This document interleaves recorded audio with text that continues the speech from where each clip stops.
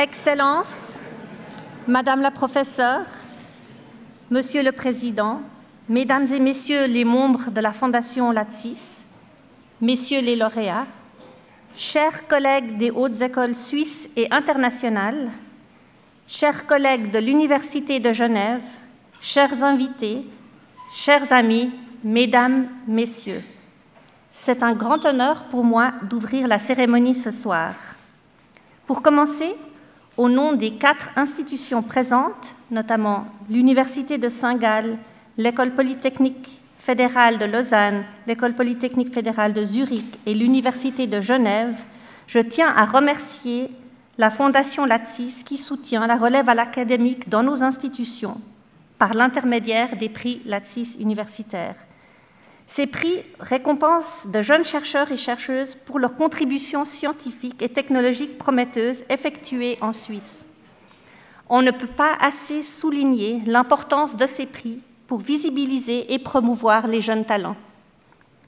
La Fondation Latsis donne aussi la possibilité à l'Université de Genève d'accueillir chaque année des oratrices et orateurs de renom qui partagent leur expertise et leur expérience, comme c'est le cas ce soir, puisque nous aurons la chance d'écouter Mary Béard, professeure de littérature ancienne à l'Université de Cambridge, qui développera le thème du pouvoir sous l'Empire romain. Nous leur sommes très reconnaissants. Sans plus attendre, je cède maintenant la parole à Yves Flukiger, président de la Fondation Latsis.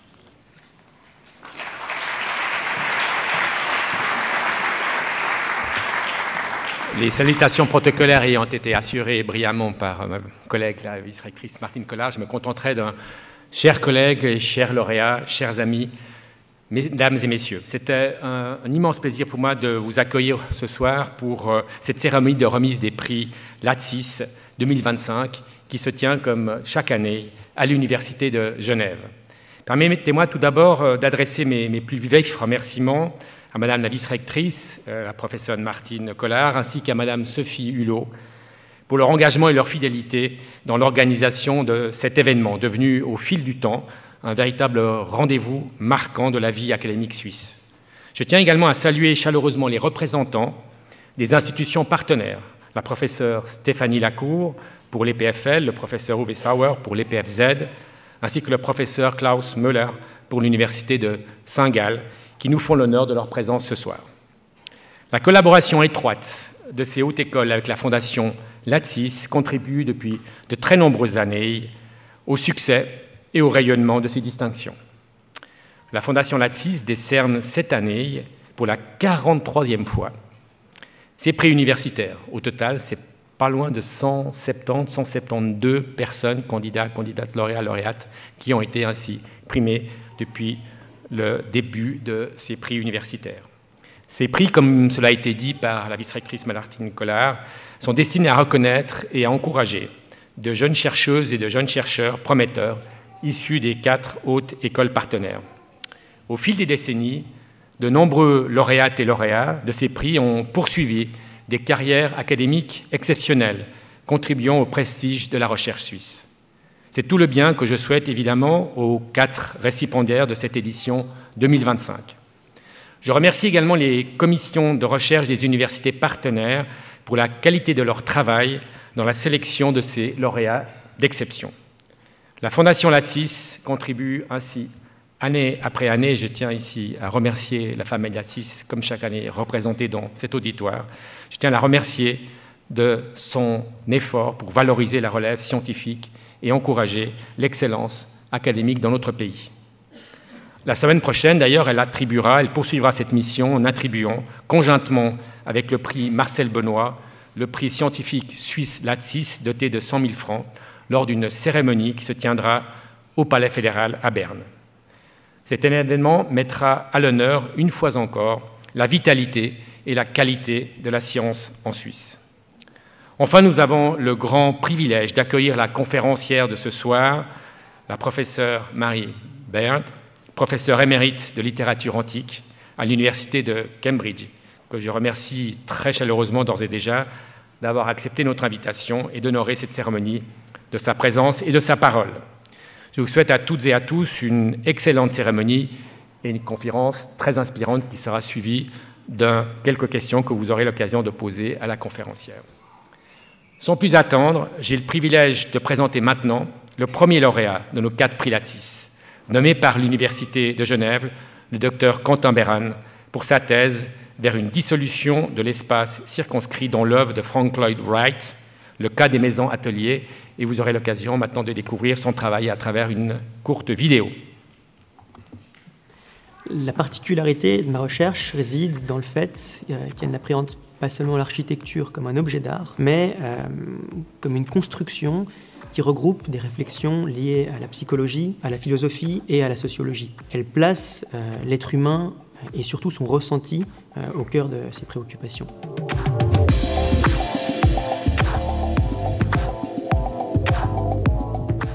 Et si nos maisons pouvaient changer notre humeur, nos relations et notre bien-être?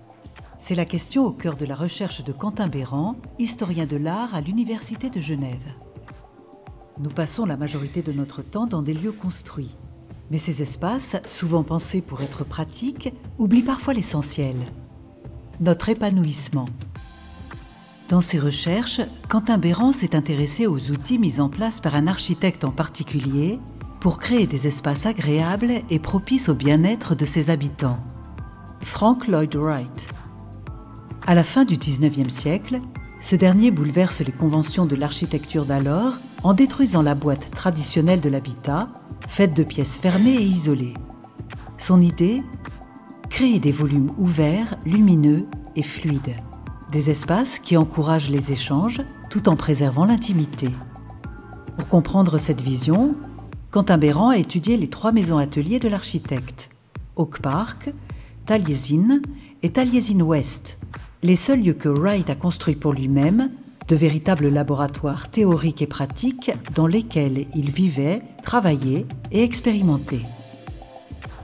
Dans l'imaginaire collectif, les maisons de Frank Lloyd Wright forment des espaces dans lesquels nous nous sentons bien. Et l'objectif de ma recherche est de comprendre les outils qui ont été développés par l'architecte et qui aboutissent au fait que les retombées sensibles sur les habitants sont jugées positives. Et une fois que ces outils sont définis, la finalité de mon étude est d'analyser et de déterminer les dispositifs spatiaux qui aboutissent à notre épanouissement au sein d'un espace donné. Pour analyser les outils mis en place par l'architecte pour créer des espaces propices à l'épanouissement de leurs usagers, Quentin Béran a étudié l'architecture de Wright à travers 4 thématiques. D'abord, la dimension autobiographique. Wright conçoit ses maisons-ateliers pour son usage personnel, ce qui lui permet d'expérimenter des solutions radicales et de créer une vitrine pour son œuvre. Ensuite, la relation à la nature. Chaque maison est en dialogue étroit avec son environnement et aucune hiérarchie n'est créée entre le naturel et l'artificiel qui dialoguent d'égal à égal. Troisième aspect, la notion d'espace wrightien. Des volumes ouverts et amples, mais qui comprennent également des zones plus intimes, pensées comme refuge. Enfin, l'expérience vécue. Comment l'habitant en mouvement découvre progressivement l'espace grâce à un parcours dynamique et non linéaire qui aboutit à une expérience active et pleine de surprises. À une époque où les constructions et les agglomérations urbaines ne cessent de croître et de gagner en importance, notre environnement se compose principalement de réalisations humaines. Et donc, ces constructions, elles répondent à des besoins primaires, mais elles font souvent abstraction d'un élément qui est pourtant capital et qui est celui du bien-être de leurs usagers. Dans ma recherche, l'objectif principal est de mettre en lumière les éléments propices à la création d'un environnement qui soit positif et qui nous permette de nous épanouir. À partir des résultats obtenus, il est possible d'étendre ces considérations à la construction contemporaine. Ces éléments peuvent être analysés donc à l'échelle de la maison, mais également à celle de la ville, afin de créer des environnements qui soient propices à notre bien-être et qui répondent également aux ambitions du vivre ensemble.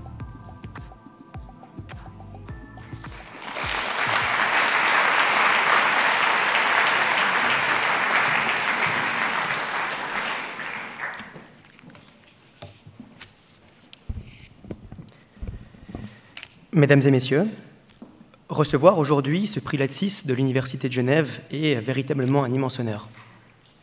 Ma recherche, comme vous venez de le voir et de l'entendre, a porté sur la figure de l'architecte américain Frank Lloyd Wright.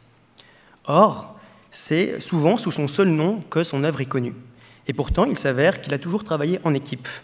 Et son travail est ainsi autant à mettre au crédit de sa personne que de toute la communauté qui l'entourait. De la même manière, aujourd'hui, je souhaite partager l'honneur qui m'est fait avec les équipes qui m'ont accompagné, soutenu et aidé durant toute cette belle aventure. Merci donc tout d'abord à l'Université de Genève de m'avoir offert un cadre propice pour mener à bien ma recherche.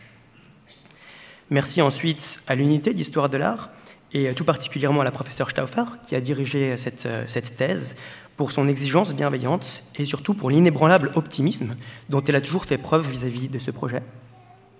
Merci également à mes parents et à mon épouse pour leur indéfectible soutien et pour la confiance qu'ils ont su m'apporter tout au long de mon parcours. Finalement, merci également à la Fondation Latsis pour cette magnifique récompense. La réception de ce prix est un merveilleux accomplissement qui génère toutefois une responsabilité, celle de poursuivre la recherche de l'excellence et de continuer à contribuer au progrès des connaissances. Merci beaucoup.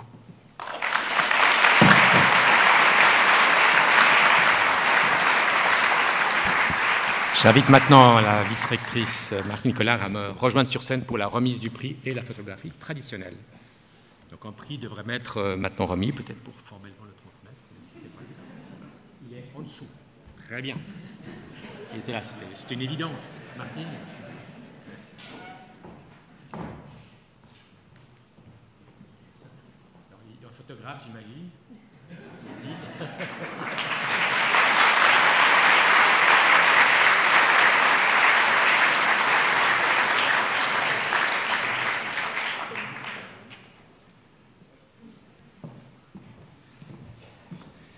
Voilà, deuxième lauréat distingué par la Fondation Latsis, c'est le professeur Rasmus King de l'ETHZ, Zurich, pour ses recherches dans le domaine de l'informatique théorique, ayant conduit à des percées dans la conception d'algorithmes. Et je vais de nouveau découvrir sa recherche par une petite vidéo.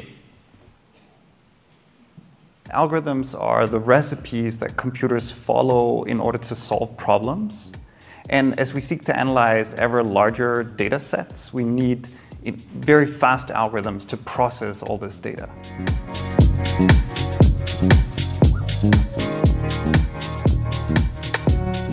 Professor King's group has created radically faster algorithms for many computational problems on networks. We can find network structures everywhere. Think of internet traffic, transportation, logistics, social ties, and physical systems such as electric grids, or even heat flows through physical material. Two important examples of the group's work include efficient software for understanding electrical flows in networks of resistors, and theoretical algorithms for logistical problems, like planning cargo trains to route goods through a network. As theoretical computer scientists, the group begins by formally proving that efficient algorithms exist using mathematical models and formal analyses of the algorithmic process itself. When this succeeds, the group works on turning these theoretical algorithms into practical, useful software. Yes, this two-stage process has been very useful. Stage one is to design an algorithm that provably scales well, but without worrying whether it works well in practice. And then stage two is to try to discover a simpler algorithm that truly works well in practice. Consider the problem of electric flows. A theoretical breakthrough in the early 2000s showed that electrical flows could be computed quickly, at least in theory. Yet usable code remained elusive. How can this be? The breakthrough algorithm of the 2000s had the property that as the network size doubles, the time spent computing the flow roughly doubles. This is much better than traditional methods, such as Gaussian elimination, where the time grows by a factor 8 when doubling the input size. But the 2000s breakthrough algorithm is impractical. Even running it on a tiny network with a handful of nodes would take decades. Professor King uncovered simple, practical algorithms and proved why they work using random matrix theory that originated in quantum mechanics. This algorithm both has excellent scaling and it runs quickly on real-world data sets. Back in 2022, we achieved a breakthrough. We can now solve a huge range of problems in time that scales almost linearly in the problem size. We were focusing on assignment and logistics problems that are fundamental to computer science. Things like matching workers with jobs, or matching taxis with riders, or routing digital traffic. Together with collaborators, we introduced a new framework that merges gradient descent methods with novel network data structures, and this led us to much faster solutions. And now we're working on turning this into powerful real-world tools that people can use.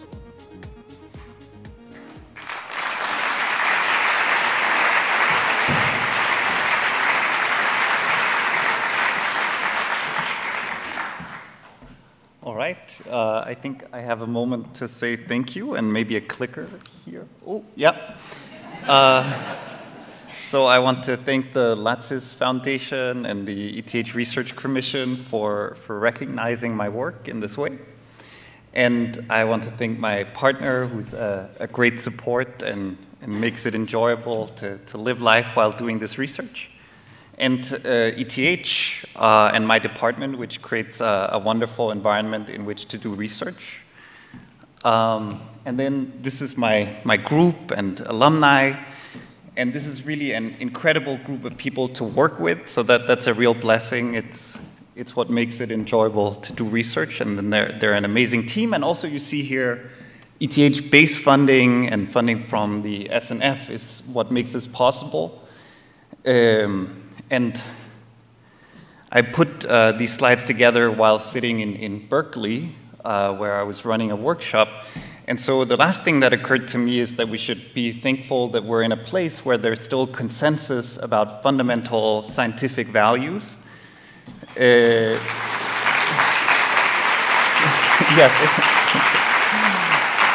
and so I put this here. And then there were some specific works being mentioned in this video, and I also want to highlight collaborators. Going slightly in the wrong order here, these are some of the wonderful people that I worked with on these works. And right, this was what I thought, and thank you for the applause, for the scientific values, right? So public investment is necessary for scientific research and academic freedom and a critical perspective, and not everywhere is this consensus anymore. So thank you.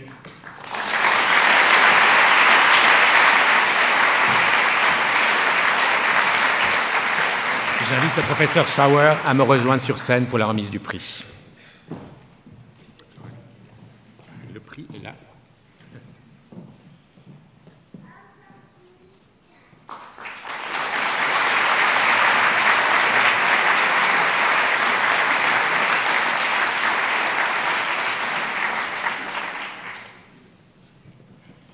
Je vous rassure, nous avons découvert le photographe qui n'est pas au pied de la scène, qui est juste derrière, mais il était bien là.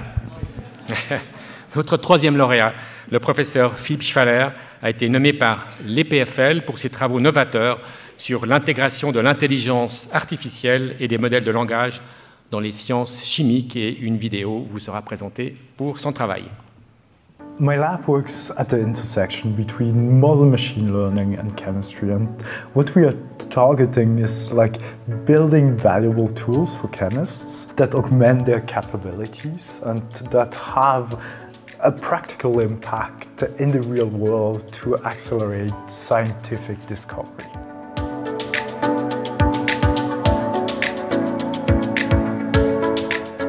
The discovery of new molecules is a colossal challenge.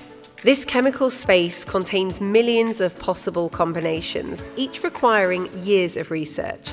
These discoveries have a direct impact on our daily lives. They enable the creation of more effective medicines, sustainable materials, the technology that improves health, the environment, and our quality of life. Philippe Schwaller and his team are using artificial intelligence to develop language models capable of reading and writing chemistry like a language. These tools predict reactions, design molecules, and automatically plan experiments, accelerating research. Modern chemical research generates vast design spaces for new medicine, materials or processes.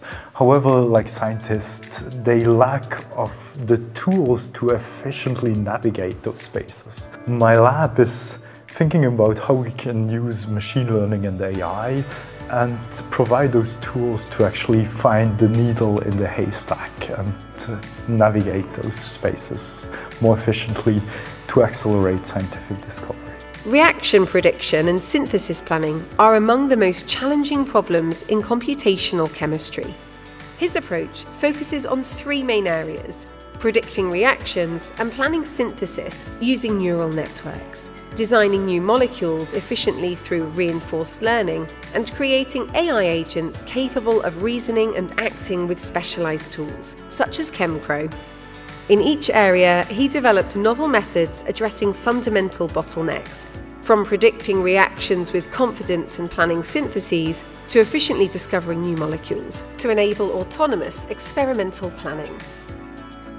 At the forefront of machine learning in chemistry, and we are working with pharmaceutical companies, but also with technology companies like IBM and Intel to kind of use the methods we develop here and bridge closer to the real world. We're trying to come up with algorithms that could discover maybe new medicines faster, that make chemical reactions more sustainable. It's a huge honor to receive that prize, but I also get so much satisfaction whenever one of my team members wins a best paper award, the best poster prize, best presentation or whatever. I'm just incredibly proud about the successes of my team members, and I think I complete my missions when they shine and they go on and they become something better than when they started in my lab.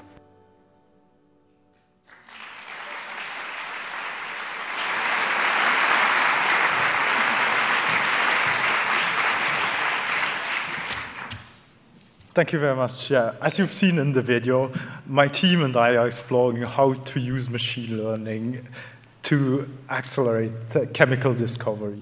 We ask questions like what molecules to make, to how to make them, and we often use language models to do that, keeping experimental validation always in our mind.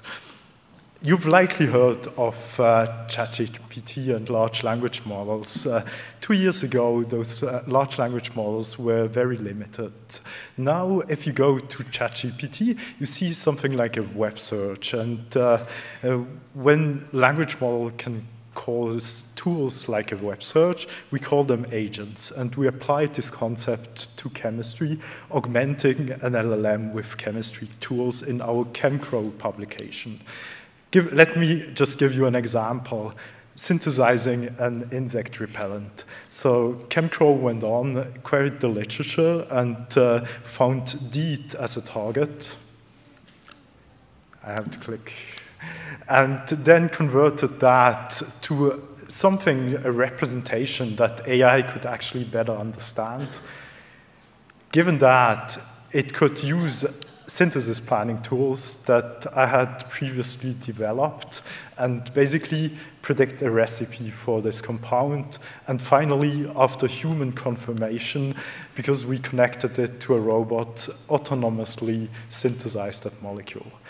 This is somehow some work that unlocks almost an AI scientist and paves the way towards more automated chemical discovery.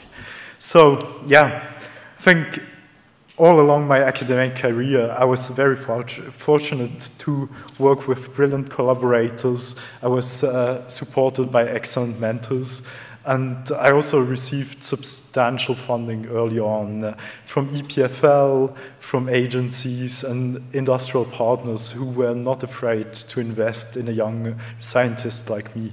I would like to thank all of them.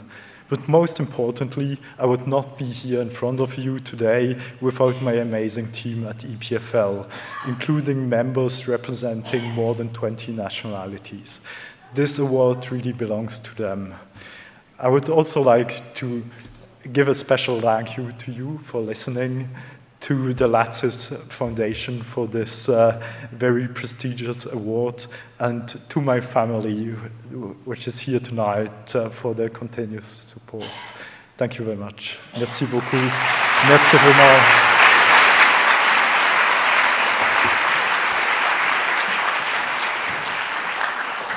J'invite maintenant la vice-présidente à l'EPFL, Stéphanie Lacaux, de nous rejoindre pour la remise du prix.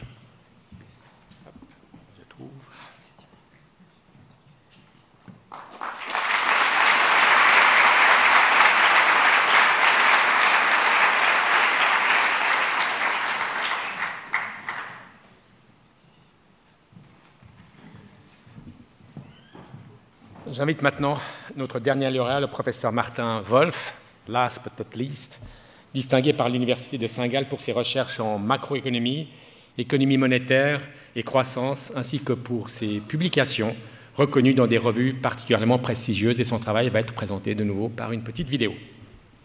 My name is Martin Wolf. I am an assistant professor for monetary economics at the University of St. Gallen. In my latest research, I study the implications of very high debt for our economies. The motivation is that debt levels are currently very high in many advanced countries, both the debt of governments, but also the debt of the private sector, such as households and firms.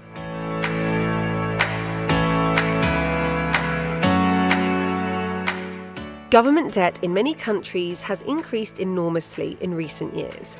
For example, in the US, it has doubled in the last 20 years, and Trump's One Big Beautiful Bill Act will only reinforce this trend over the coming years. In his research with Luca Fornaro, Martin argues that very high government debt can reduce countries' growth.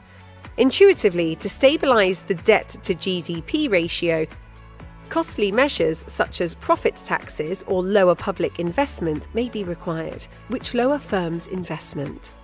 One example of this dynamic is perhaps provided by Italy. The Italian debt-to-GDP ratio has climbed to very high levels already in the 1980s. To sustain the public debt, policymakers were forced to raise taxes and to slash public investments. Interestingly, during this period, productivity growth in Italy has slowed markedly. Indeed, some observers have pointed to the high degree of fiscal distortions in Italy as one cause of the productivity growth slowdown. The issue with high debt causing low growth is that this sets in motion an amplification effect. As GDP grows more slowly, this pushes up the debt-to-GDP ratio even more. As Luca and I show in our research, once debt levels exceed a tipping point, this vicious cycle can become sufficiently strong so that the country becomes stuck in a high debt and low growth equilibrium from which it is very hard to escape. Finally, also the debt of the private sector has increased in recent years. There is a risk that this leverage translates into another financial crisis, especially when interest rates rise. This may imply that central banks feel constrained in their ability to raise interest rates, a phenomenon called financial dominance. As I show in research with Leopold Sessner, financial dominance can become an extremely persistent phenomenon through a self-fulfilling prophecy. The private sector may come to expect a weak monetary response to inflationary pressure due to financial dominance. When this happens, interest rate expectations fall, which pushes up asset values. Because borrowing in the economy is often tied to asset values, this keeps leverage in the economy high. Finally, as the central bank responds to high leverage with low interest rates, this validates the initial beliefs by the private sector. In summary, I warn about two risks of very high debt for our economies. Fiscal stagnation, that is a protracted period of high government debt and slow growth, and the idea that monetary policy can become less effective at controlling inflation due to self-fulfilling beliefs of financial dominance.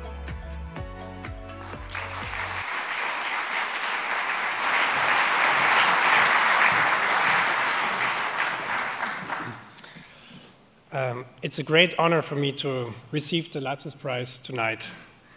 It's a great privilege to be a researcher and to be able to work on the topics that you think are important. It's also a great joy. And it's an even greater joy when you feel that your work makes a difference and that others share your views about what is important. So thank you very much to the Latsis Foundation for this recognition. When I learned in St. Gallen that I will receive the Latsis Prize in this year, one of my colleagues told me, "You can be very proud. Those who had received the Latsis Prize in the past went on to have impressive careers." I certainly hope that this is a causal effect of the Latsis Prize that will also apply to me. I will do my best. But of course, research is a team effort, and I wouldn't be standing here tonight without my team members. I want to thank, in particular, my two co-authors, Luca Fornaro and Leopold Zessner-Spitzenberg, who are working with me on the research line that you have seen in the video. First, Luca Fornaro, who is working at CRE in Barcelona, is certainly the smartest person that I have ever met, and working with him is a great privilege. Leopold Zessner is a young macroeconomist at the Technical University of Vienna. He is extremely talented, and I am sure will produce lots of impactful research in the coming years. In St. Gallen, I want to thank Dominik Sachs and Winfried Königer for their continued guidance, and also for proposing me for the Latsis Prize this year. And I also want to thank my other colleagues in St. Gallen for creating a stimulative but also friendly and supportive working environment, which allows young researchers to thrive. Finally, I also want to thank my family. I want to thank my two small children for keeping me up at night, which allows me to think about research even at times when other people sleep. And I want to thank my wife, Penelope, for bearing with me also through the difficult times in the life of a researcher. Thank you.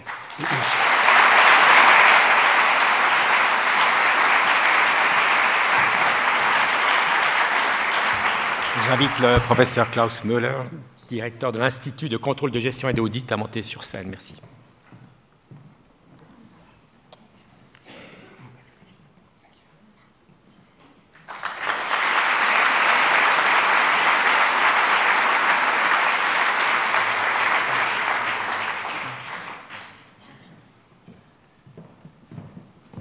C'est mon grand plaisir, maintenant mon privilège de pouvoir introduire la conférence de ce soir. It's a great honor for me to welcome tonight's guest speaker, Mary Bird, one of the most famous classicists in the world, and in inspiring public voice in history, culture, and power. Mary Bird is the Emeritus Professor of Classics at the University of Cambridge and a Fellow of Newman College, where she's taught an inspired generation of students for almost 40 years. Her books, from Pompeii, the life of a Roman town, to the international bestseller SPQR, A History of Ancient Rome, have changed the way we look at the Roman world, while her book, Women and Power, a Manifesto, has also encouraged deep reflection on gender and authority in the past and today. Beyond academia, Mary has brought the classic to a very large public through her BBC documentaries, such as Meet the Romans and Rome, Empire Without Limits, as well as with her articles, her blogs, and her recent podcast. Her achievements have been recognized with many awards, including the Getty Medal, the Princess of Astoria Award for Social Sciences, and sorry, Mary, I have to say that, and the title of Dame Commander of the Order of the British Empire, given by Queen Elizabeth II. I'm sorry because Mary didn't want that I mention it, but I have to mention it in the public in Geneva. Mary reminds us that history is never finished, that each generation must ask new questions about the past to better understand our world and its evolution. Her latest book, Empereurs from, continues this exploration, showing us what it truly meant to hold power in the Roman world. Please join me in giving a very warm welcome to Mary Bird. Thank you very much.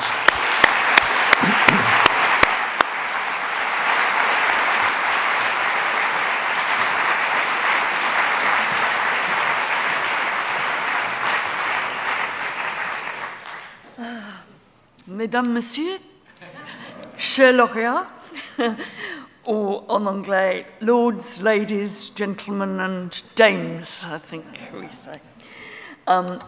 Can I say how honoured I am to be here giving this lecture, and I would love to add my congratulations to the prize winners, and also to echo what they've been saying about the importance of funding of research and the importance of research at the centre of a democratic community. And for that, we are in part, of course, very grateful to the Latsis Foundation, all of us, for what they do to support this. But I want to start because I'm a long way from all this AI stuff, all this artificial intelligence is past me. I want to start with a painting by the British-Dutch artist Lawrence Alma Tadema. It's entitled The Roses of Heliogabalus, and it was first shown in a London exhibition in 1888. Now, according to reports at the time, some visitors stood in front of this painting and all they wondered was how to pronounce the name Heliogabalus, right? More of them appeared baffled by what on earth was going on in the picture.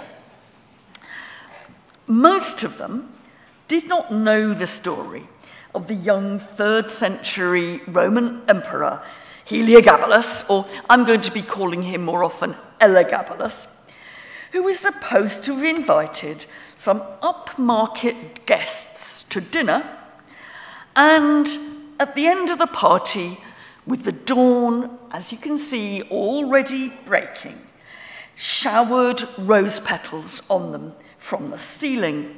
Now, this was a favourite trick of elite Romans at the end of a dinner party, and it was always a bit dangerous.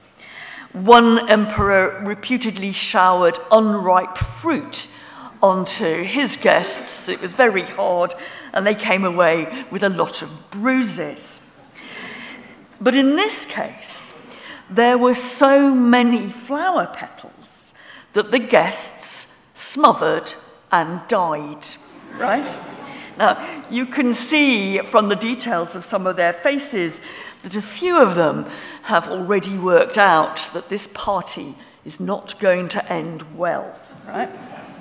Now, this lecture is going to ask what we are supposed to make, what we can now make of such unlikely, implausible stories of Roman imperial power, and what those stories might still have to tell us. Now, Elagabalus will be my lead character among the many Roman emperors. God, this is a terrible lineup of blokes, isn't it? Among the many Roman emperors who ruled from the mid-1st century BC on, after the collapse of the sort of democracy of earlier Rome. As you see, you've got a good selection of them. They all look the same, don't they, on the screen. Elagabalus is not a great, well-known name, right? He came to the throne aged 14 in 218 CE, and he was deposed 4 years later in 222. His family came from Emesa in Syria, which is modern Homs, and it was his grandmother who had connections with the imperial court who engineered his rise to power.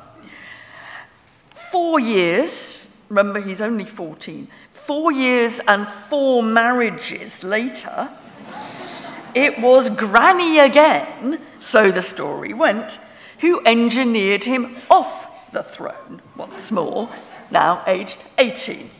It wasn't a happy ending. He was supposedly killed in a latrine. The hit squad then tried to push his body down a sewer, and when they couldn't get it in, they threw it in the Tibère. right? And he is, I suppose, one of the main victims of my title. Now, he's gone down in history as a sadistic, deranged tyrant. And the focus of stories that are weird and hostile, even by the usual standards of criticism that we find directed at Roman emperors.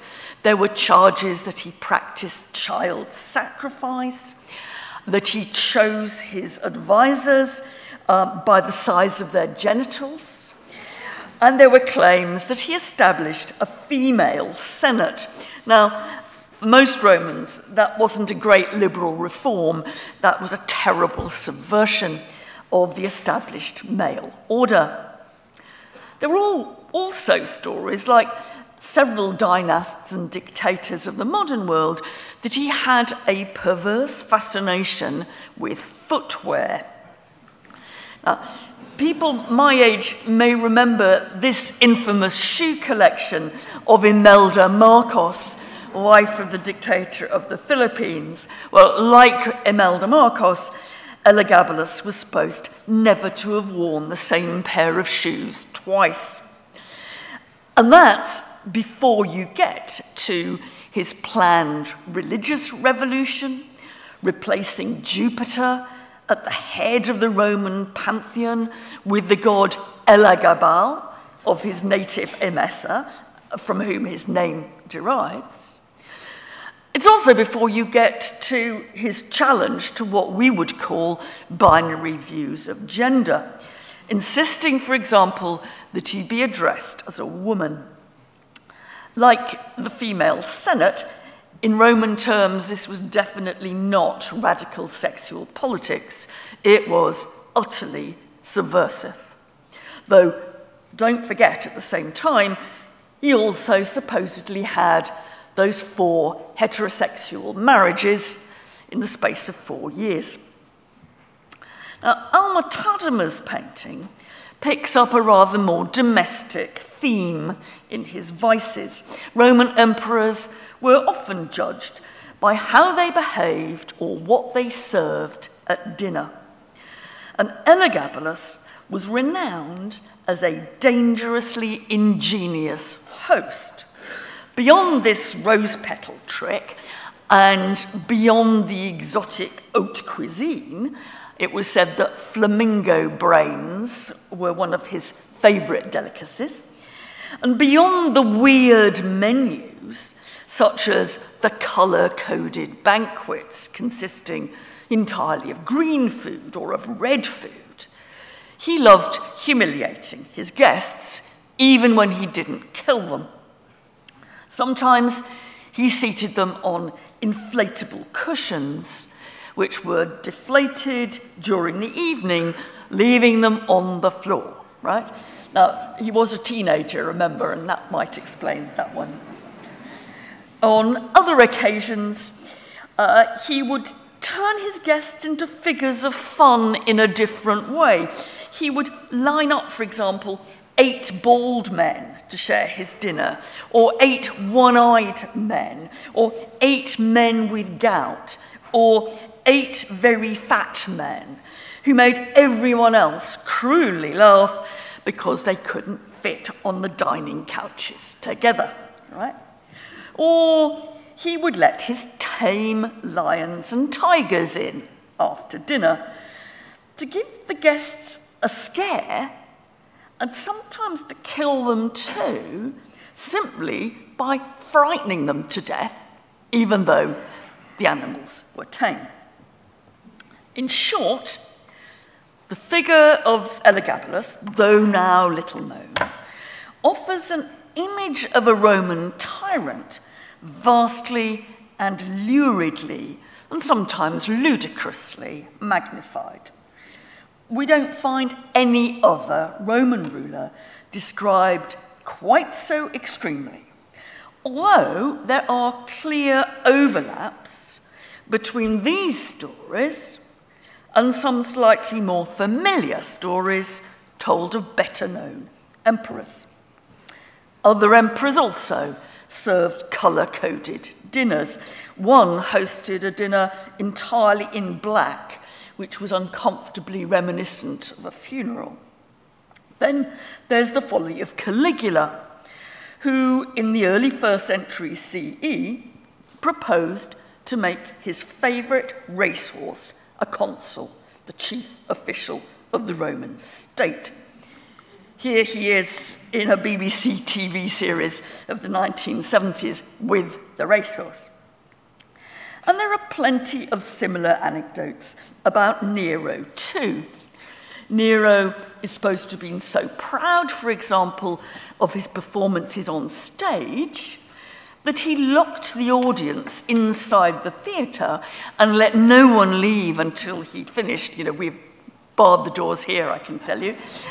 So that women gave birth in their seats and men pretended to be dead in order to escape. Now, that is not on the same scale as Elagabalus, to be sure, but it's on the same spectrum of imperial cruelty and idiosyncrasy, and it reflects some of the same themes. And some of those stories are still part of our own popular culture. Roman emperors and their misdemeanors are still part and parcel of our image and language of power and its abuse, a bit like Imelda Marcos and her shoes.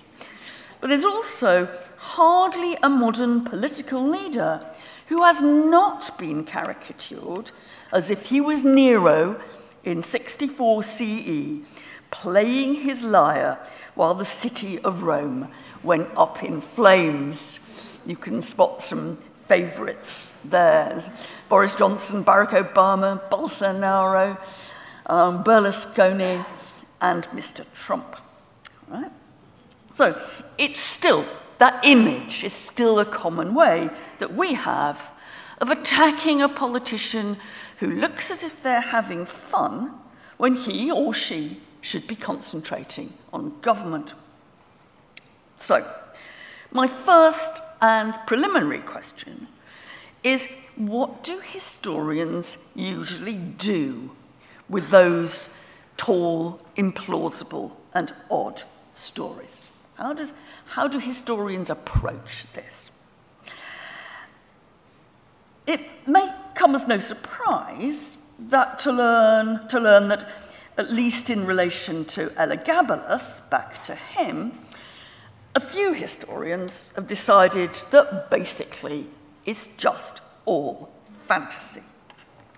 For a start, many of the stories are inherently implausible. I don't think you can actually smother people to death with rose petals. I might be wrong, but I think it would be very hard. Meanwhile, the surviving archaeological and documentary evidence for his reign largely gives a very different impression from the stories that I've just been telling you, showing that whatever the anecdotes of an emperor gone crazy, business was, in fact, under Elagabalus, carrying on as usual.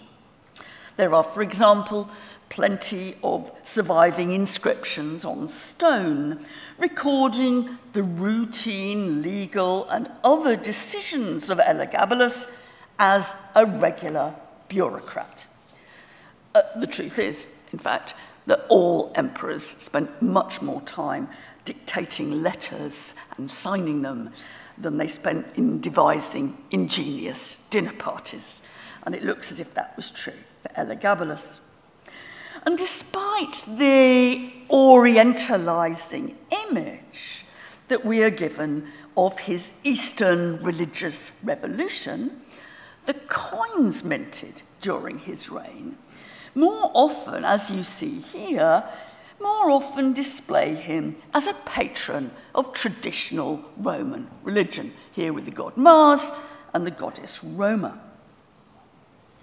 Anyway, some of the real skeptics argue, the main source, not the only, the main source for all this weird stuff is the so-called biography, and that's in inverted commas, of the emperor in one of the most puzzling and unbelievable and untrustworthy works in the whole of classical literature. That is a long series of emperors' biographies, 3 volumes in a modern edition, starting with Hadrian, the Emperor Hadrian in the 2nd century CE, and going on a couple of 100 years. And it goes under the title, The Augustan, or Imperial History, the Historia Augusta in Latin. Now, why it's puzzling is it claims to be a composite joint work, an early kind of research project, by 6 named authors writing at the end of the 3rd century CE. When in fact, linguistic and other analysis shows, beyond any reasonable doubt, that it was written by a single, anonymous author 100 years later. Right? The whole thing, and the life of Elagabalus in this collection is the kind of centerpiece. The whole thing is a mixture of invention, exaggeration, fake documents, and weirdly learned allusions back to earlier literature. Now, I recommend it, wholeheartedly recommend it, as a wonderfully mad read. But we're still struggling to work out what on earth it was for, right? Now, the best guess is that it was a satiric construction by a bored 4th or 5th century professor on his evenings off, a kind of an eerily postmodern bit of fake history. And it may be that, but if so, what I always think is, why on earth did he write 3 volumes of it? I mean, that's awfully long for a joke when 1 volume would have done. But whatever the explanation, it's hardly a solid source for the emperor's life, and for some historians, it's basically close to complete invention. No evidence for the emperor at all. Now, I have to say that most historians are not quite so radically dismissive. The usual tactic, if you don't get rid of the whole lot, is to say, look, there is some kernel of truth here. That's the usual tactic. After all, there are a few briefer accounts of Elagabalus's reign by men who lived through it, with themes that partly do overlap with what we find in the Augustan history. So instead, the usual idea is not to just chuck it away. The usual idea is that we should use judicious historical skepticism to try to divide the truth of this reign from the falsehood. Essentially, that means we should be, quote, good historians, and we should go through the accounts that have come down to us, rejecting the obviously implausible, like death by rose petals, and constructing a more plausible account out of what is left. We should also try to pinpoint the misunderstandings on which some of the extravagant anecdotes are based. One idea, for example, is that when the writer of the Augustan history refers to the tame lions and tigers that supposedly scared some of Elagabalus's dinner guests to death, he had simply misunderstood the role of those animals attached to the new temple of the god Elagabal, which the emperor had established. It was all terrible confusion, and we can see through that to the truth. Now, this kind of historical method is basically no more sophisticated than being a process of sieving, right? You put all the evidence that you have in a sieve, you shake it about to get rid of the rubbish, and you try to construct proper history out of what's left. Right? And that's not only when we're dealing with Elagabalus, I mean, it's standard practice when we're looking at biographies of earlier imperial behaviour, and indeed it's standard practice in Roman history and much other history more generally. What you do is, the job is to dismiss the impossible or try to explain it by rationalising it into a different story. That is often tried, to give an earlier example, with a claim I mentioned a few minutes ago about the Emperor Caligula planning to make his horse a consul. Now, an enormous amount of scholarly energy has gone into this silly problem, right? But a typical modern rationalisation goes like this. Let's imagine that we're in the imperial palace and the emperor is getting exasperated with a group of courtiers and senators who won't do what he wants. And he shouts at them, partly as a joke, "You lot are completely hopeless. I might as well make my horse a consul as any of you."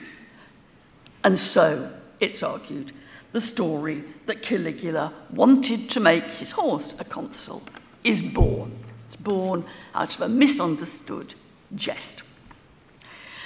Now, in some ways, that all sounds quite sensible. Right? Isn't that, you might say, what historians are supposed to do? Aren't historians supposed to come along and sort out the truth from the falsehood and to explain what seems unbelievable?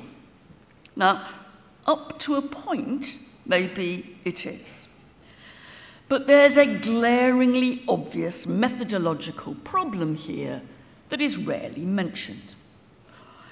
On what criteria do we decide whether some story is plausible or not? How do we know where to draw the line between truth and falsehood? What counts as a convincing explanation? Or if you go back to the idea of the sieve, how do you construct the sieve? There is basically something circular in this age-old traditional method. That is to say, we tend to accept or reject pieces of historical evidence to fit the kind of historical explanation that we want to find. And so to make the past make sense in terms that make sense to us. Well, there's something deeply, deeply circular. It might sometimes be right, but there's a problem. So in the rest of this talk, I want to take a very different direction. I'm going to throw away the sieve, and I shall not be asking which hostile stories about Roman emperors are true and which are not. Right? The only answer to that is that some are true, I guess, and some aren't, but in most cases we haven't the foggiest clue which is which, and no amount of analysing the ancient sources will help us very much. I want to stress instead that, true or not, these are stories that were repeatedly told and believed in the ancient world. These are stories with which Roman writers and Roman readers and Roman listeners constructed their image of power and its abuse. And for that reason alone, they demand our attention in their own terms. To put it another way, I'm looking for the symbolic truth in the fantasy. I'm not looking for the literal truth behind the fantasy. And I'm interested in what that fantasy can tell us about how Romans thought about one-man rule, how they thought about tyranny, and about the loss of liberty that tyranny entailed. Now, Here again is my lineup of men. I should say that I'm concentrating here on stories of bad emperors, not the parallel stories that you might be able to find with a few good emperors. And while I'll continue to use Elagabalus as a bit of a thread, I hope to give you enough to see that in the Roman imagination, so-called bad emperors were all bad in the same way. Similar anecdotes get told about emperor after emperor. Elagabalus is extreme, but on the spectrum.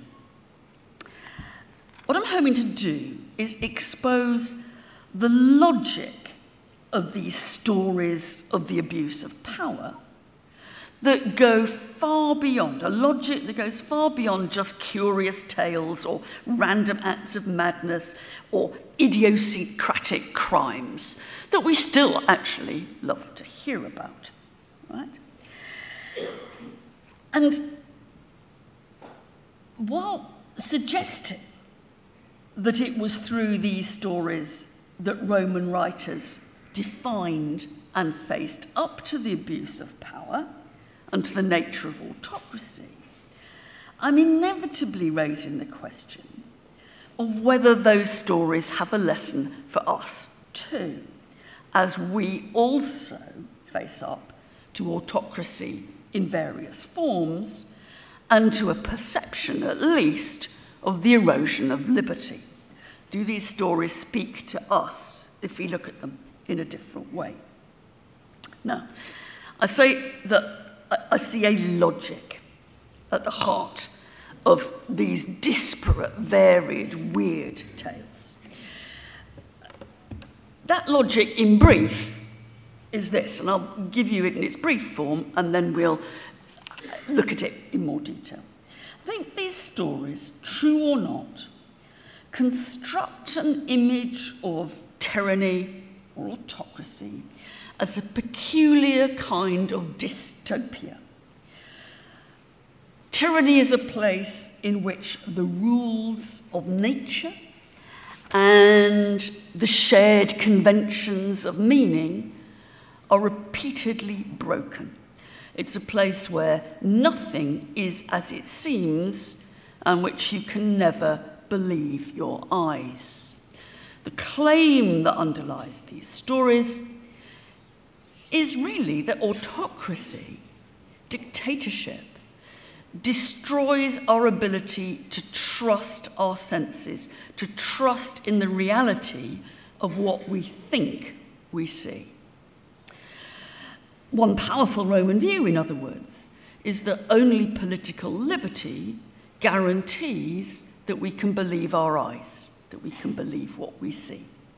But that's the very telegraphic version. I now want to expand that with some examples, which I hope will fill it out. Out of the range of anecdotes told or often, I think, invented about Elagabalus, many of them focus on the way he subverts and undermines the natural order of things. He has piles of snow in his gardens in the summer, not in the winter. Heaven knows where he got it from. He never eats seafood when he's by the coast. He only eats seafood inland. And he fills his inland swimming pools with seawater only. Meanwhile, he sleeps during the day and he is awake through the night. Now, to some extent, that fits with other critiques of ancient tyranny, that the tyrant claims to be able to transcend or defy nature. The free Greeks back in the 5th century, for example, 5th century BC, decried the Persian king Xerxes, who came along and he whipped the straits of the Hellespont as if he was master of the sea. And when Julius Caesar reformed the Roman calendar, changing the length of the Roman year, he was accused of using his power to lord it over the natural course of the stars in the sky. What people said, he thinks he can tell the stars what to do. Now, in these stories, and they're repeated, the power of the autocratic ruler challenges one basic principle of freedom in the Roman world, which is to be able to live in accordance with the rules of nature. Now, in some ways, that is a bit of a cliche of ancient philosophy. I think it's really important in Rome, but it is a bit of a stereotypical cliche. More interesting for me is the way these anecdotes point us to what autocracy does to how the world appears to us, right? Because it seems, in looking across the board at these stories, true or not, the regime of the tyrant attacks and destabilizes your senses. It means you don't see what you think you see. The imperial palace for these Roman writers is a world of fake. It's a fake world, and the closer you get to the emperor himself, the more fake it is. Now, one of Elagabalus's tricks, we are told, was to invite many guests to his grand banquets, but to serve real food only to the elite, and fake food made out of wood or wax to his lower status guests. So they had what looked like a delicious banquet in front of them, but it was inedible, and they had to look grateful while the people on the top table were busily tucking in to real food. Or you could go back to the lions and tigers. The lions were terrifying because they looked fierce, and so you might be frightened to death. But really, they were tame. And in conservative Roman terms, though I stress not necessarily ours, Elagabalus is a man who claims to be a woman. As one Roman writer observed, Elagabalus was actually a nickname, not his real name. And he said, the emperor is as fake as his name. So there's a sense that there is fakery and falsehood at the center of autocracy. But it goes even beyond that simple fakery. The power of the autocrat, the power of the tyrant, undermines the very nature of what representation and reality are. Now, one accusation in the Augustan history is that whenever adultery was shown on the stage, Elagabalus made the actors really do it, right? Now, that could be because Elagabalus liked a raunchy theatrical show and wasn't going to have any fake sex. He wanted sexually explicit shows. But I think in the telling, the more important logic there is that in Elagabalus's dystopian mad world, the distinction between representation and reality has become utterly confused. To put that another way, autocracy disrupts the social rules and conventions of how things mean.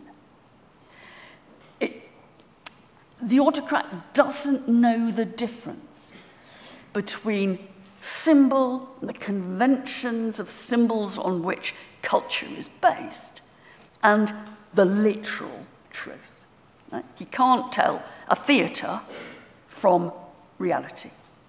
And that was the case in religious symbolism too, when Elagabalus wanted to make a link, a religious link, between his own favourite cult of Elagabal and the sacred flame of the goddess Vesta, at the very heart of Roman religion, tended by 6 Vestal virgins, what did he do to make that link? He's supposed to have married a Vestal virgin, right? So destroying the whole point of the virginal cult. What he does is he misreads, he oversimplifies, he literalizes the complexity of religious symbolism by turning it into human sex. Now, these are not, I think, just a pile-up of random acts of madness. And it's not just about the transgressions, real or invented, of individual emperors. Embedded in these stories, there is a critical Roman discourse about autocracy and the misuse of power. And it points to a particular Roman formulation of the problems of one-man rule. Autocracy subverts nature, and it subverts what I've been calling the social conventions of meaning and representation. It trades in pretense and play acting where there should be truth, and it trades in reality where there should be play acting. And those are the themes that run through Roman discussions of imperial power more widely. Roman writers repeatedly return to the regime of these one-man rulers, of the emperors, as regimes where you can never know what is true, in which the criteria of truth are always uncertain. Now, I think in particular here of the ultimate centerpiece and guarantor of Roman power, that is military victory. One question that is repeatedly asked is, could you ever know if the military heroics of a Roman emperor were true? Had they actually happened? The answer was, you couldn't. And that is an absolutely fundamental challenge to Roman truth and the center of Roman power. You know, the victories and military heroics might just be stories, right? Now, 2 of the funniest examples of that come from the 1st century CE, because both the emperors Caligula and Domitian, it was said, celebrated or planned to celebrate triumphal processions to mark their victories over the Germans, which had, at the very least, been massively exaggerated, perhaps entirely invented. Now, these triumphal processions go back centuries. They were central to Roman identity and self-imaging. Successful generals drove in a chariot through the streets of the city. Their soldiers streamed behind them, their captive prisoners, and their loot and their booty went in front. But how could you have a triumphal procession if you hadn't actually taken any prisoners? Caligula's answer, it was said, was to dress up some Gauls as if they were Germans, dye their hair red, teach them a bit of the German language, and give them German names, right? Domitian is supposed to have done much the same, but he even used precious items from his palace's furniture store to take the place of the booty, which of course he hadn't got, because he hadn't actually fought anybody. Now, this is more than ludicrous. The message was that where these subversive, bad emperors were concerned, even in the triumph, you could never quite believe what you saw. And it wasn't actually, I should say, restricted to, quotes, bad emperors. There's a marvelous story about the last triumph of the emperor Trajan. Now, Trajan had had a very much a vanity campaign in Mesopotamia in the early 2nd century, and his conquests were given up basically within 6 months.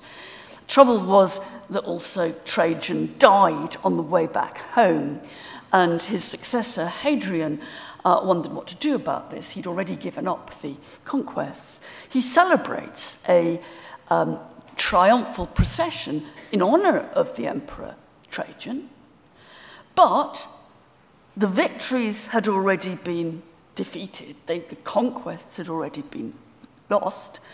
The emperor himself, who'd made them spuriously, really, was dead. So they had a triumphal procession, but they put a wax model in the place of the emperor.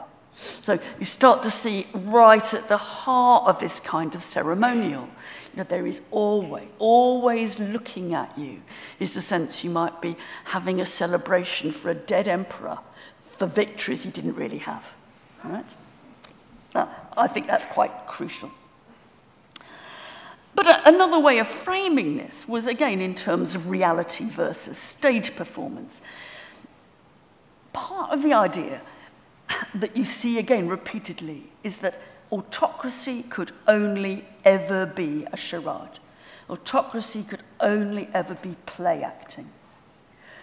Now, that is why the Emperor Nero's performances on stage that I mentioned were so loaded and so decried by ancient authors. Have we got an emperor who is only an actor?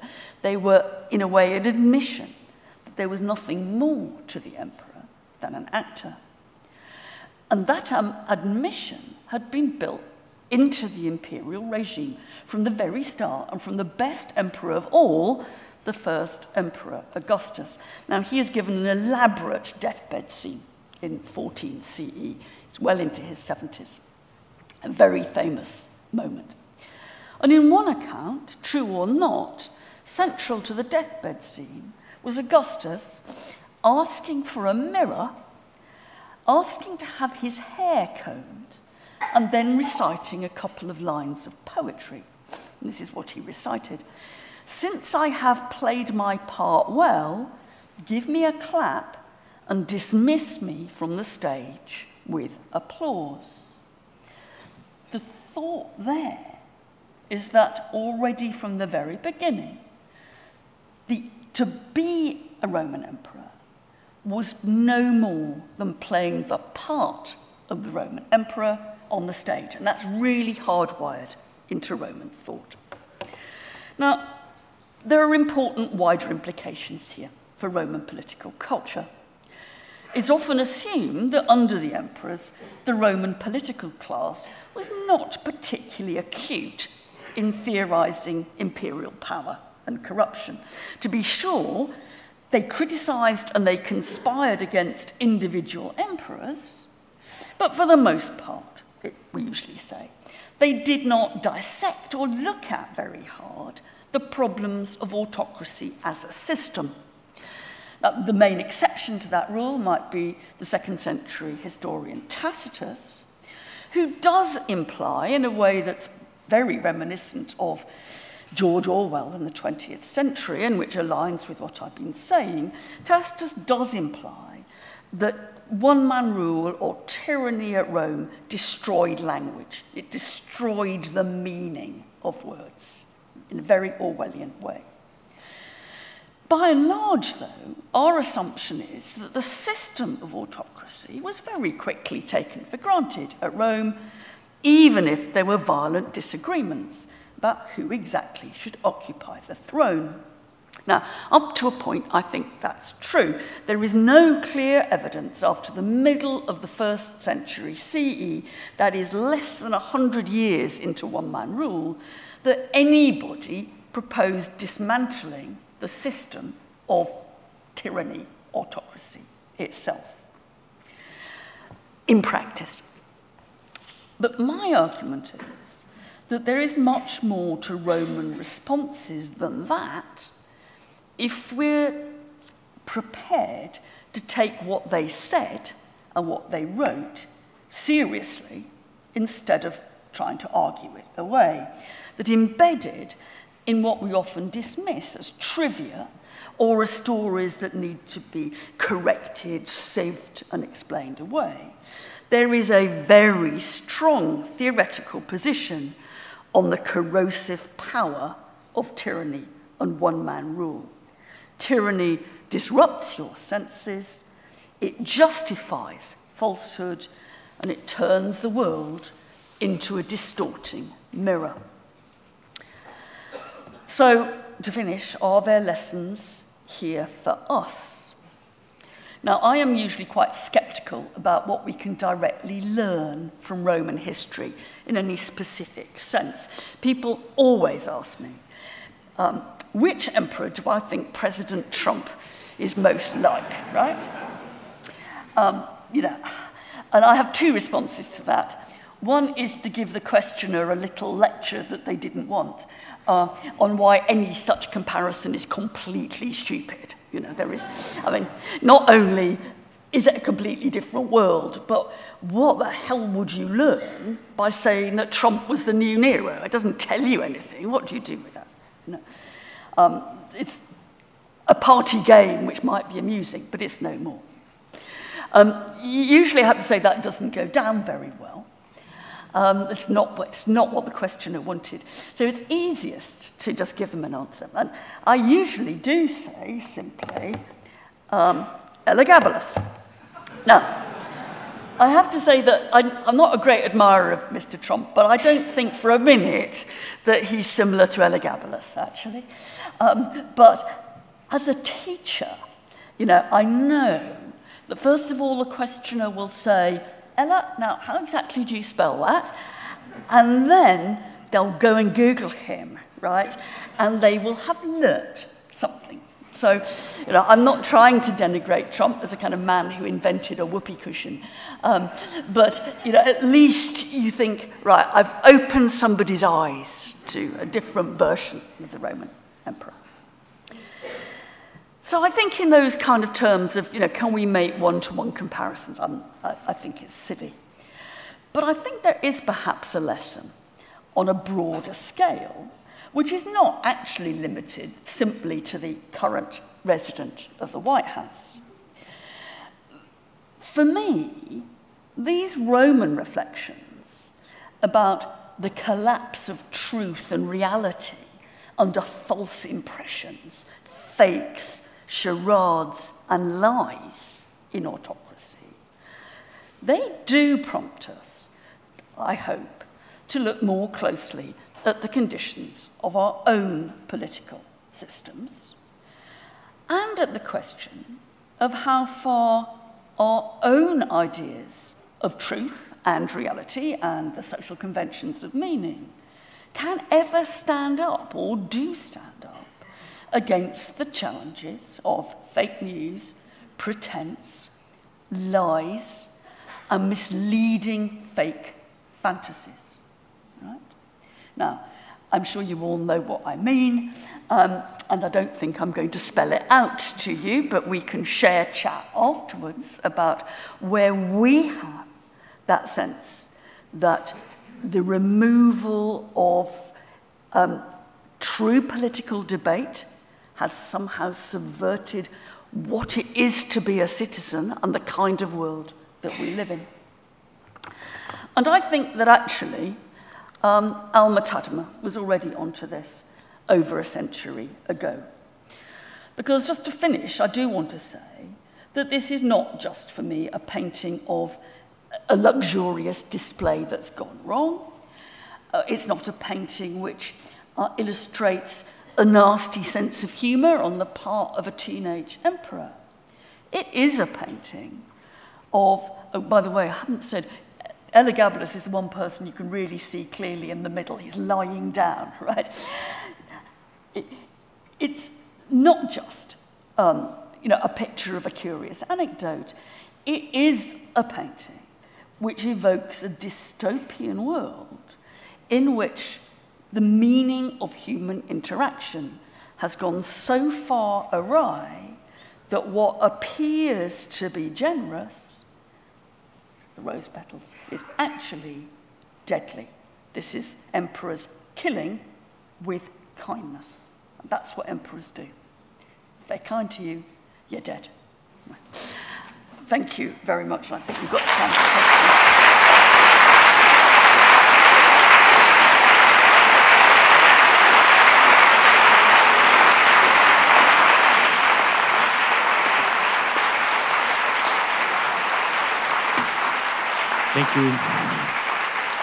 Thank you so much, Mary, for this very inspiring conference. I'm sure that there are a lot of questions from the audience.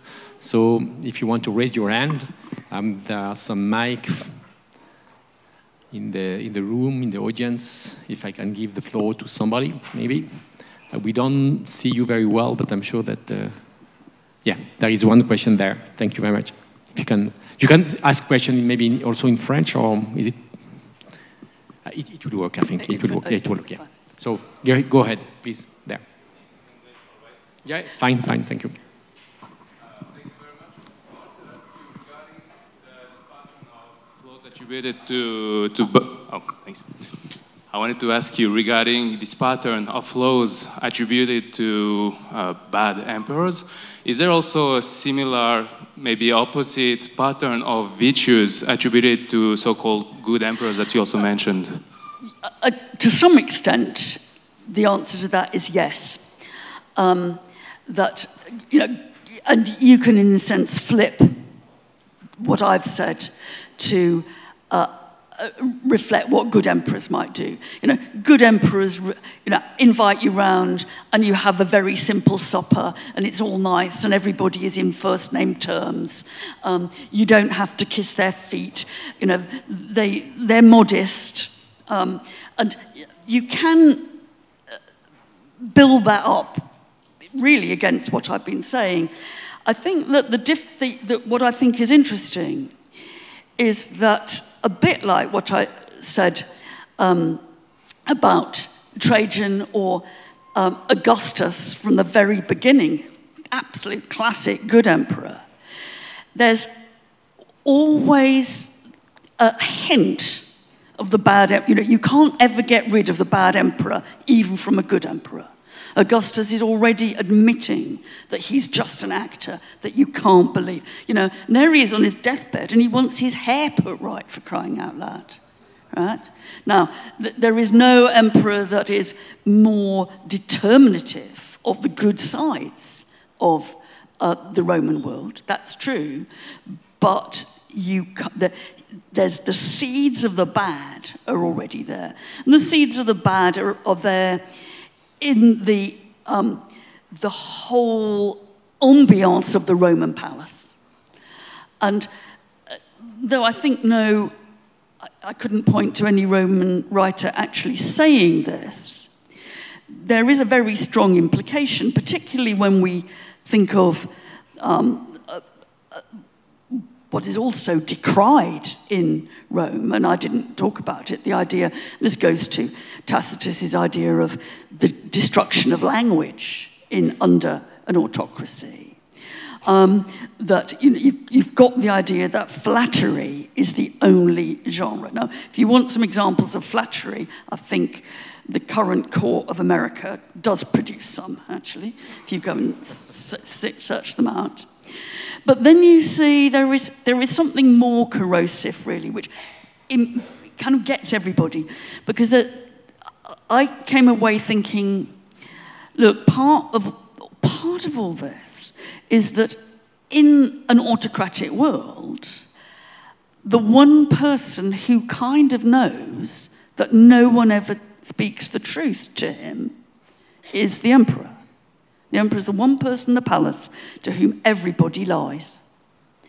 Now, I think that's also very easy to see in modern political debate.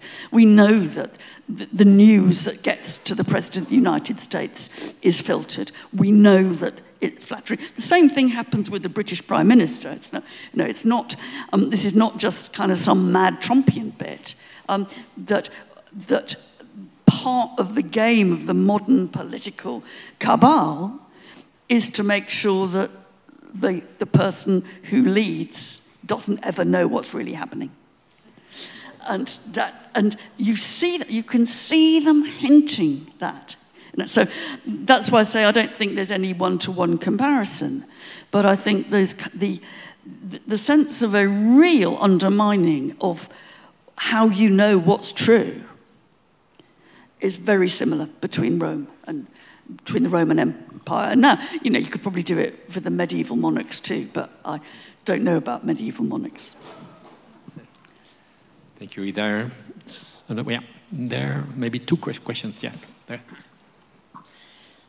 So while listing the traits of the tyrants, you were saying they usually disrupt the senses, they justify falsehood, they disrupt social conventions. Are these characteristics functional to their power, or are they just personality traits they share? I think that's a very good question, because I think if you ask me what really happened in the Roman imperial palace, I have no idea. None of us have any idea. But so I think the most you can say, and I think it's important, so I don't apologize for this being the most you can say, is that when Romans try to make sense of what they're seeing, what they are doing is imagining it in terms of that kind of dystopian undermining of the senses. And you can't, and I think that's where the rose petals come in. I mean, probably it never happened, right? Most of these never happened. It doesn't matter, right? This is post-truth history, and it's good for that. What you can see is that the sense-making processes of Roman writers when confronted by autocracy is to put it in those terms. Now, I'm playing fast and loose there, but I think we don't know. I mean, one of the problems is, as I said about Elagabalus, and it's the same for every single one of these emperors. There is no sign in the documentary record anywhere that things are going wrong under any of them. It can be a complete madman on the throne, but decisions get made, things get done, laws get made, just as they always had. Now, you could say, of course, and this is a particularly frightening version of autocracy, but one that I'm quite tempted by, that actually the autocrat is just a black hole. The autocrat doesn't do anything. The autocrat, whoever runs the Roman world, it's not the emperor. Whoever runs America, it's not the president. Whoever runs Britain, it's not the prime minister. But what you have is you have a cipher of corruption at the middle, and everybody else is getting on with the business. Now, maybe our politics is more like that. I don't know, but it's what really happened behind the closed doors of the palace is a mystery, and will remain one. Thank you, sir. I think there was another question right to the right of, yeah. It was just to support my friends. And Okay. So maybe, yeah, there is one there first, yeah, and then. First off, thank you for a remarkable lecture that will resonate greatly with me as I fly back to the US tomorrow. Oh, good. But my question has to do with representation, because I think there are two categories of representation. There's the sanctioned representation from the autocrat, and then there's representation that isn't necessarily coming from that source.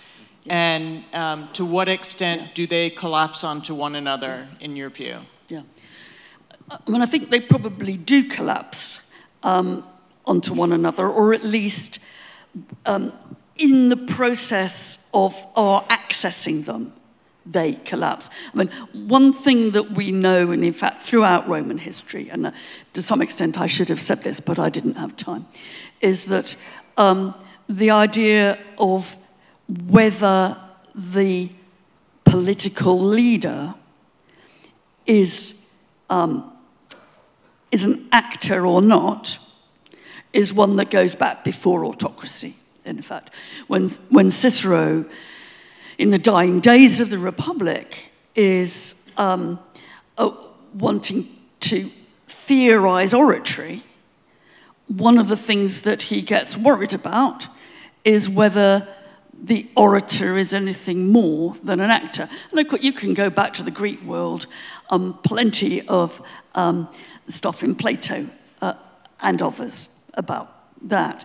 And there is a problem about the convergence or not of our representation of him and his representation of himself. And I don't know how you unpick that, but it's that one of the things that runs through, I mean, it becomes much more apparent under the autocracy of empire than it was before, but the stage is never very far away from how people think, how people represent, or I think about what the emperor does. And you know, I was always brought up to kind of laugh at those anecdotes about Nero. You know, so he goes to the theatre and he's so pleased with himself, and he says, you know, no one's going to leave. Actually, it's saying this is about autocracy being play acting, and you are not everybody escaping. You know, Nero goes out having all this in inverted commas, having great nights on the town and bashing up unfortunate people in the street because, you know, and he's in disguise. You know, is an emperor in disguise still an emperor, right? And so you have this real seam of theatricality with all its downsides, I think, which by and large is not part and parcel of modern ways of understanding how the Romans thought about themselves. But you're right. I mean, I can't answer the question. Yeah. I think there is another one. Yeah. Thank you. Thank you for the talk. If I understand the thesis correctly, basically what you're saying is that some people in the ancient world, the authors of this crazy odd stories, understand the boundary between representation and reality, between tyranny and freedom. So my question to you would be, to what extent do you think that the audience of these authors understood these tales in this way? Yeah. That's extremely difficult to know. And I fudged that because I think it would be reasonable to say that the readers of elite texts, and we could go back to Suetonius, which would be an easier example, though not quite such a florid example, of imperial biography in the 2nd century, where these themes you can see these themes once you're attuned to them. How far any of this goes past an elite readership group largely in Rome, I don't know. I think there is, if you wanted to try to push it a bit further than that and to say this is a more popular way, I think you'd go back to theatre, and you'd go back to some of the occasions when theatre was used, as we are told by these elite writers, theatre was used as a way of exposing the failings of the emperor concerned. You know, so there are all kinds of stories like. I think it's Marcus Aurelius. I think that the supposed lover of Marcus Aurelius, his wife, was also a performer. And so you're beginning to see, or to get a slight sniff when people talk about, look, the emperor's wife's lover is there playing the adulterous man in the theatre.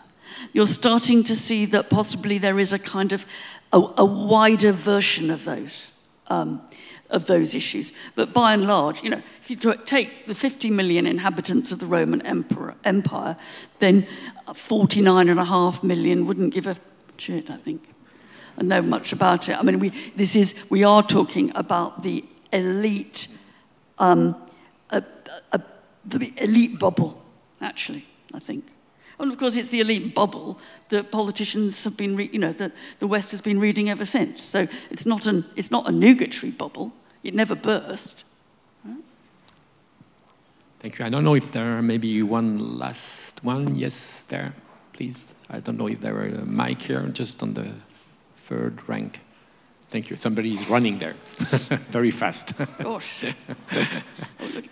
Sorry, I think there was the one here. Sorry for that, but maybe we'll have the chance. So here, yeah. Thanks. Thanks a lot. I was actually wondering whether you would say that maybe Marcus Aurelius is an exception to that, to the extent that he tried to implement Stoicism into his own life and exercise of power? I shouldn't have mentioned Marcus Aurelius. Because I can't bear. I mean, I can't bear many of these emperors, but I can't bear him.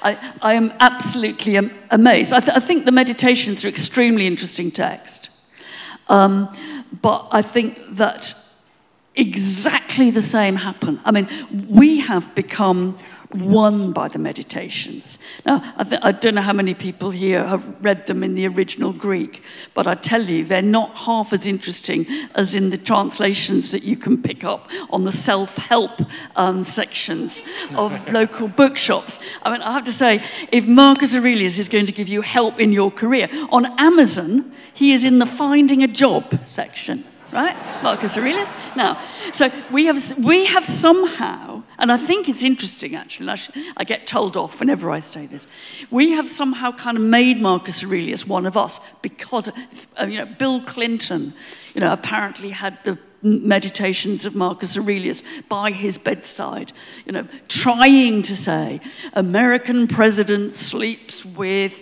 the writings of a Roman emperor. Now, almost everything, I mean, what I think I would recommend to anyone who thinks I'm being unfair to Marcus Aurelius is equally interesting but completely different are the letters exchanged between him and his tutor Fronto early in his career, where you find a version of this person that we've turned into a saint, looking for all the world like the guys I've been talking about. So there one last question there on the left, right for you. But if I had some of my philosophical colleagues with me, they would tell me off for saying that about Marcus Aurelius. I have a question. If you're saying that things continued as usual without the emperor really knowing the real truth, the real reality, do you mean actually that it was like a deep state like we have today that is ruling and the bureaucrats is actually running the place, and the tyrants were not really the tyrants? Or maybe they were tyrants because of their personality, their caprice personality, but they were not the real ones who made the decision. The deep state drove the decisions the way they wanted. I think that I could go in that direction. I think that you never lose the figure of the emperor. The person you see everywhere is the emperor, repeated and repeated and repeated. That's true. But how the system worked, and the British always want to say they have a civil service, and it isn't like that at all. I mean, we can see the people who are doing some of the work. And there's no, I mean, Weber would say, look, this is not a bureaucracy. This is a kind of patrimonial family. Because there is no structure, there is no career system, there's no exams, there's no, and you get appointed for reasons that we simply don't know. But when you go through these guys, it is really, really hard to ever to pin down them doing anything. Now, of course they sign things off. Of course it comes out in their names. In which case there's, then you have got my kind of black hole. Sorry, you've got a vision of tyranny. And, you know, I suppose you have to go to dinner with the emperor. There isn't, and tyranny is acted out. But there's a great novel translated from the German about Ovid, actually, by a guy called Christoph Ransmayr. And I haven't read it in German, but I have read it in English. He has a terribly vivid image at the very beginning. He takes you inside the imperial palace. And he's going to go off and do all kinds of clever things about Ovid and the Metamorphoses. But you just get a glimpse of Augustus. And Augustus is sitting on his own in his room, watching his pet hippopotamus. So I think I'm sorry, we have to close the session of the discussion. But thank you very much again, Mary, for opening such.